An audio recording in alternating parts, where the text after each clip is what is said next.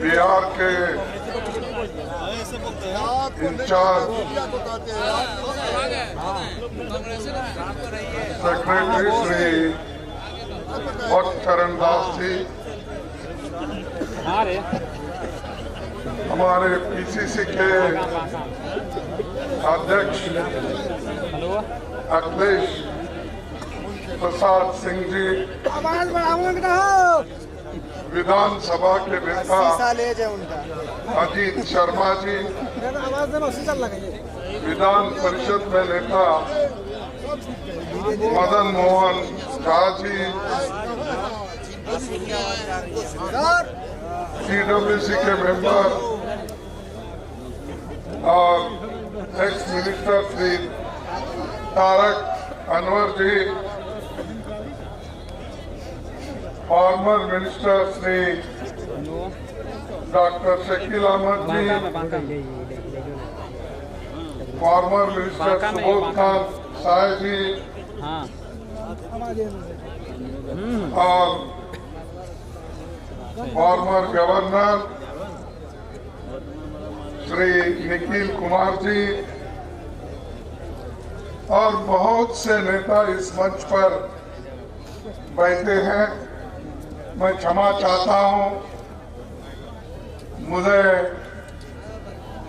जल्दी जाना भी है और वक्त भी बहुत हुआ है। बहुत देर से आप इस सभा का इंतजार भी कर रहे हैं, इसीलिए मंच पर जो भी सम्मानित जो नेता बैठे हैं उन सभी को मेरा नमस्कार और क्षमा चाहता हूं।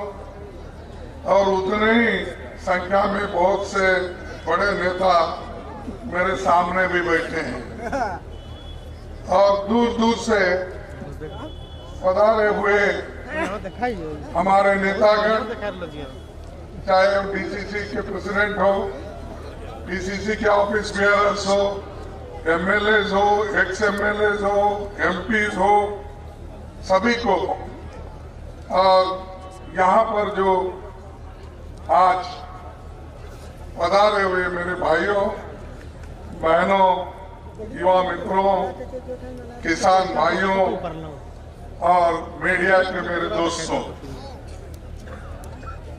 मैं कर्नाटक से आता हूं, जहां पर हमारी भाषा कन्नड़ होती है और मुझे यहां पर आपको संबोधित करने में थोड़ा अपने शब्दों में थोड़ा सा व्यत्यास भी हो सकता है, लेकिन उतना तो गड़बड़ी मैं नहीं करूंगा जितना हमारे नेता लोग दूसरे करते हैं। मैं पूरी कोशिश करूंगा कि अपनी बात को बताने का, और भारत जोड़ो यात्रा जो राहुल गांधी जी ने इस देश में शुरू किया, कन्याकुमारी से लेकर कश्मीर तक उनका जाने का जो इरादा तय करके रास्ते पे निकले, वो अब तक 3120 किलोमीटर उन्होंने कंप्लीट किया है। देश में ऐसे कम लोग होते हैं, वो भी खासकर इस युग में। बहुत से युग चल नहीं पाते और उसूलों के लिए लड़ने वालों की संख्या भी बहुत कम हो गई। जैसा कि बिहार एक जमाने में माना जाता था कि यहां पर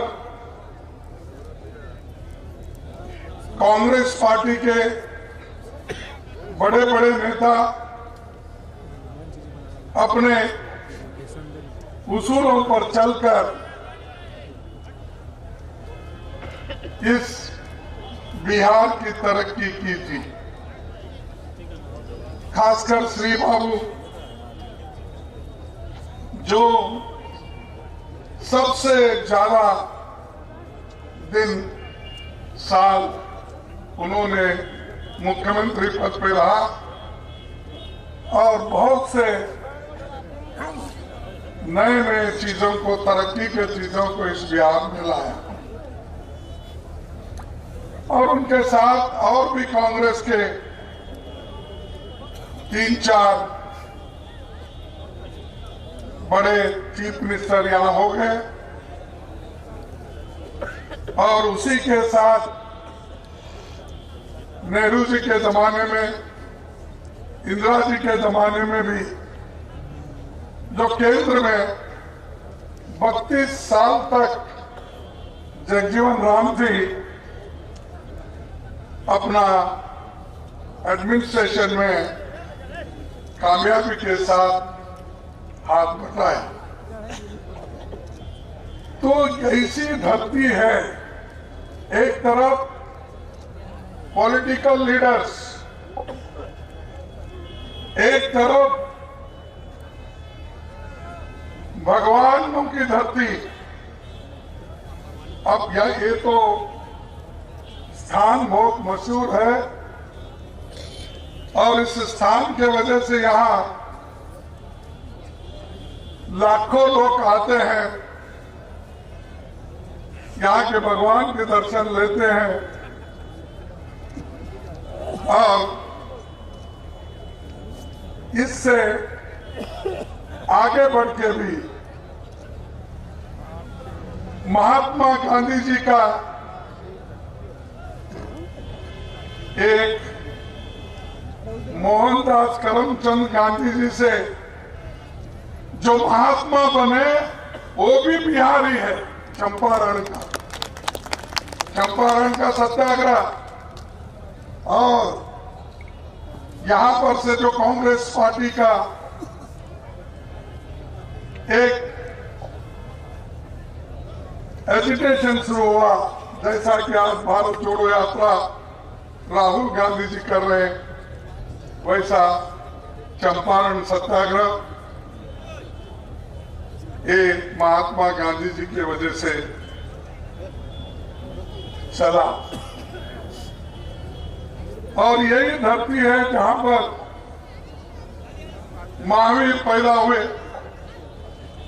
यही धरती है जहां पर गौतम सिद्धार्थ को बुद्ध बनाया, ये भी बिहार का ही। तो बिहार ऐसा है कि दुनिया को रोशनी देने वाला जगह है, मार्गदर्शन करने वाला एक स्थान है। लेकिन यहाँ के लोग मजदूरी के लिए, पेट भरने के लिए बाहर जाते हैं, क्योंकि यहाँ पर कोई कारखाने नहीं है, कोई बड़ा जो लोगों को, युवकों को काम मिले, ऐसा कोई यहाँ पर कारोबार नहीं है। और आज की सरकार तो ये सिखाती है युवकों को, सबको नफरत का मार्ग दिखाती है, लोगों को नौकरी नहीं देती। और आज महंगाई इतनी बढ़ रही है, पूछो मत, आसमान छू रहे हैं। और हमारी आर्थिक स्थिति दिन पे दिन कमजोर होती जा रही है। चलो। और मोदी जी हमेशा हमको कहते हैं, भाई कांग्रेस पार्टी 70 साल में क्या की, अरे अगर हम 70 साल में कुछ नहीं करते तो मोदी जी आप इस देश के प्रधानमंत्री नहीं बनते।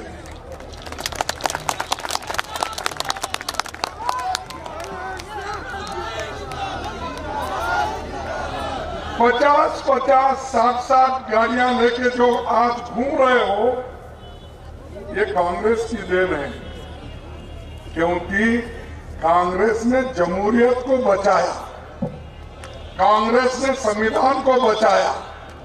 इसीलिए आज आप जैसे आदमी प्रधानमंत्री इस देश के बने और मेरा जैसा एक गरीब का बेटा भी अपोजिशन लीडर और एआईसीसी प्रेसिडेंट होकर आपके सामने है। ये हमारी देन है।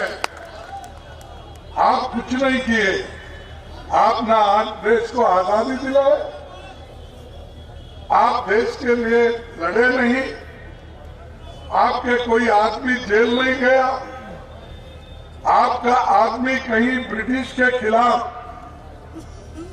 हाथ नहीं उठाया। सब कुछ कांग्रेस ने किया, देश को आजादी दिलाई। देश की तरक्की के लिए पंडित जवाहरलाल नेहरू जी ने 5 ईयर प्लानिंग के साथ देश को आगे बढ़ाया। एम्स किसका है? आईआईटी किसके हैं? मेडिकल कॉलेज किसके हैं? इंजीनियरिंग कॉलेज किसने बनाया? आज जो बहुत से टेक्नोक्रेट हमको दिखते हैं देश के अंदर और देश के बाहर, और जब मोदी जी जाते हैं वहां बहुत से डॉक्टर इंजीनियर्स वो तालियां बजाते हैं। वो कौन है? अरे जिनको हमने विद्या दी, जिनको हमने ग्रेजुएट बनाया, जिनको हमने इंजीनियर बनाया, वही लोग आपका स्वागत वहां करते हैं। वो तो आपके जमाने में तो नहीं बने आप, लेकिन उसको आप गुमराह कर रहे हैं। उनको कुछ गलत सलत बोलकर हेट की पॉलिसी, एक दूसरे के खिलाफ समाज को तोड़ना, धर्म के नाम से अलग करना, गरीबों को कुचलना, ये काम बीजेपी का है। हमारा काम सबको जोड़ना है। भारत जोड़ो, इसीलिए ये यात्रा यहां से प्रारंभ हम किए हैं और ये कम से कम 1200 किलोमीटर ये चलने वाला है और बोधगया में इसकी आखिरी समापन होगा। तो ये काम हम करते हैं, शांति से लड़ते हैं।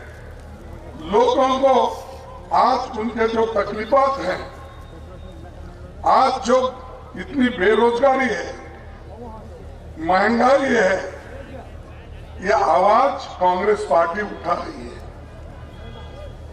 लेकिन बीजेपी हमेशा झगड़ा लगाने की कोशिश करते हैं, कुछ ना कुछ।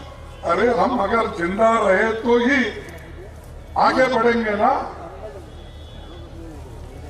पेट भर गया तो ही भगवान की भी पूजा याद आती है, पेट खाली तो भगवान भी याद नहीं आता। क्योंकि हमेशा आदमी जिंदा रहने के लिए खाना खाना जरूरी है ना, पानी पीना जरूरी है या नहीं है? तो जब खाना खाना जरूरी है, पानी पीना जरूरी है, जिंदा रहना जरूरी है, तो भाई हाथ को नौकरी तो दो जिंदा रहने के लिए।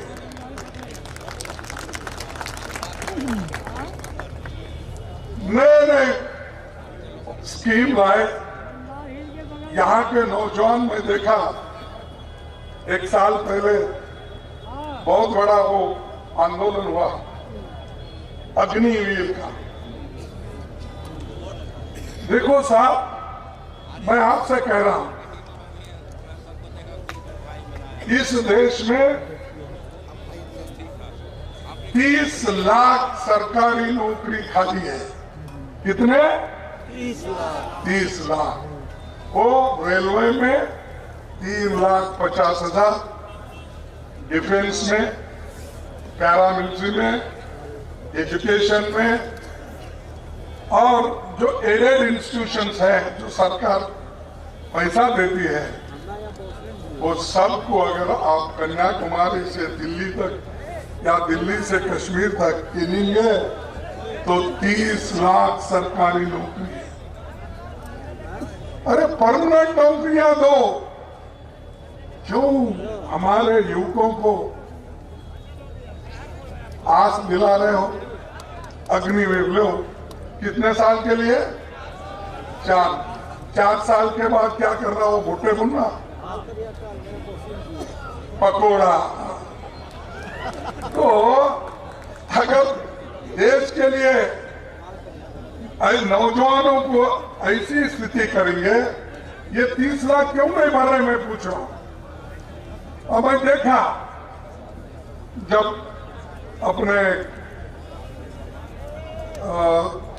इसमें टीवी पे हमारे प्रधानमंत्री जी ये अपॉइंटमेंट ऑर्डर 71,000 लोगों का जो अपॉइंटमेंट किए थे हर डिपार्टमेंट में, तो उसका सर्टिफिकेट बांट रहे थे। अरे भाई, अपॉइंटमेंट तो अंडर सेक्रेटरी करके भेजता है, सेक्शन ऑफिसर करके भेजता है, वो प्राइम मिनिस्टर देने की क्या आवश्यकता है? ऐसा तो हर साल लाखों वैकेंसीज आते हैं, लाखों वैकेंसीज भर्ती होते हैं, कोई प्राइम मिनिस्टर ऐसा नहीं किया। बेंगलुरु में आते हैं 71,000, दिल्ली में आते हैं 75,000, ये बांटते जा रहे सर्टिफिकेट। ये सर्टिफिकेट बांटने वालों को मैं याद दिलाना चाहता हूं। आप तो पहले कहते थे हर साल अगर आप मुझे चुन के लाएंगे तो मैं हर साल 2 करोड़ नौकरियां दूंगा। कितने? 2 करोड़। मिला क्या आपको?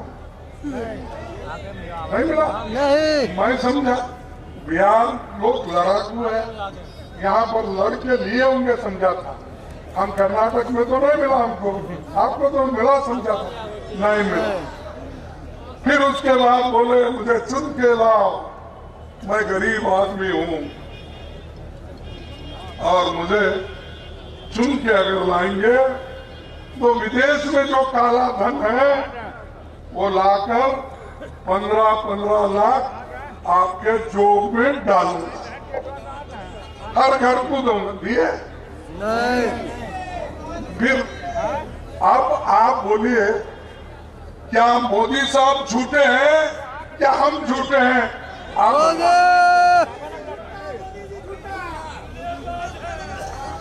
लेकिन फिर भी मोदी को क्यों नौजवान लोग वोट डाल रहे समझ में नहीं। ये क्या हो रहा है इस देश में? हम तो देश के लिए लड़े, आजादी लाए, डेवलपमेंट किए, बहुत से कारखाने बनाए, सब कुछ किए, लेकिन चंद लोग वो मोदी मोदी बोलते हैं। अरे मोदी ने तो देश को बर्बाद किया, अब और एक सर्टिफिकेट लेके फिर रहे हो मोदी। परसों डिमोनेटाइजेशन हुआ ना, नोटबंदी, क्या बोलते नोटबंदी है ना, नोटबंदी। सुप्रीम कोर्ट में जजमेंट आया, जजमेंट आने के बाद वो बीजेपी के लोग हर टीवी में जाना, देखिए नहीं हम जो किए थे वो सुप्रीम कोर्ट ने अपहेल किया, सुप्रीम कोर्ट ने बहाल किया। अरे बाबा, ड्राइविंग लाइसेंस मिलने से अगर ड्राइवर ठीक ढंग से गाड़ी नहीं चलाता तो एक्सीडेंट हो जाता है। वैसा नोटबंदी करने का हक सरकार को है, लेकिन आपने जो गलत तरीके से किया उसके वजह से हमारे मां बहनों, छोटे मोटे व्यापारियों का, सबका नुकसान हुआ। देश को आर्थिक व्यवस्था उसकी बिगड़ गई, लेकिन आप वो सर्टिफिकेट बता रहे सुप्रीम कोर्ट ने कहा, इसीलिए हम जो किए वो ठीक है। कोई आपके सरकार के अथॉरिटी को चैलेंज नहीं किया। चैलेंज इस बात का हुआ, अरे भाई नोटबंदी करने से देश का बहुत बड़ा आर्थिक नुकसान होगा, यह हमने कहा। इससे उद्योग जाएंगे, गरीब लोग परेशान हो जाएंगे, किसान परेशान हो जाएगा, माँ बहनें जो हमारे बचा के रखे थे वो खत्म हो जाएगा, ये हमारा कहना था। ये पीड़ा हमने बताई, लेकिन मोदी जी बीजेपी कभी नहीं सुनी। तो इसीलिए देखिए, बिहार से खाद गायब हुआ, सब एक एक करके गायब हो जाएगा। अगर मोदी ऐसा ही करते रहेंगे और आप बर्दाश्त करते रहेंगे तो उंगली दिए तो आदमी को निगल लेते हैं। ऐसी बीजेपी पार्टी है। इसीलिए मैं आप तमाम लोगों को यही बताना चाहता हूं कि हम जो लड़ाई लड़ रहे हैं, ये भारत जोड़ो यात्रा, नफरत छोड़ो भारत जोड़ो, ये इसलिए कर रहे हैं कि देश एक होगा। एक होकर अगर हम काम करेंगे, मिल के काम करेंगे, तो देश की तरक्की भी होगी, देश एकता के साथ रखेगा, देश सबके लिए होगा। इसलिए हम ये चाहते हैं कि इस देश को हमको बचाना है, एक रखना है और प्रगति के साथ आगे बढ़ना है। तो दोस्तों, मैं और ज्यादा वक्त न लेते हुए मैं एक छोटी सी कविता, या उसको आप शायर बोलो, कविता बोलो, कुछ भी बोलिए, तो कर्मवीर कभी नहीं घबराते, कर्मवीर कभी नहीं घबराते, आपत्ति और अंगारों से वीर क्रांति कर देते हैं अपने शुद्ध विचारों से। ये हमारा शुद्ध विचार है, सबको साथ ले चलने का हमारा विचार है, सबके साथ सबको जोड़ने का हमारा है। तो इसीलिए ये भारत जोड़ो यात्रा जो राहुल गांधी जी कर रहे हैं, और यहाँ फिर आप हाथ से हाथ जोड़ो, और ये भारत जोड़ो की यात्रा जो आज हमारे कांग्रेस प्रेसिडेंट के नेतृत्व में जो चल रहा है, इसको आप सभी से मजबूत कीजिए। और वो नए प्रेसिडेंट बने हैं और उनके नेतृत्व में हम चाहेंगे हम तीनों गठबंधन के लोग स्वाभिमान के साथ एक जगह रहे, सबको जगह मिले। ऐसा न हो एक ऊपर एक नीचे, एक उधर एक इधर नहीं। जैसा एक आदमी स्वस्थ बनना है, अगर आपको स्वस्थ दिखना है तो उसके आंखें भी ठीक रहना, उसके हाथ भी ठीक रहना, उसका सर भी ठीक रहना, उसके पैर भी ठीक रहना, पेट भी ठीक रहना, तभी तो वो एक परफेक्ट आदमी बनता है। वो परफेक्ट रहेगा और देश के लोगों को, बिहार के लोगों को सुख और समृद्धि से आगे बढ़ाए। तो इतनी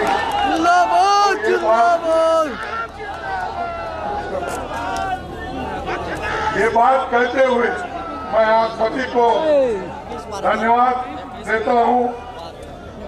जय कांग्रेस, जय हिंद। और ये यहाँ पर पधारे हुए सभी लोगों को मेरा और एक बार धन्यवाद देते हुए मेरे 4 शब्दों को समाप्त करता हूँ। जय हिंद।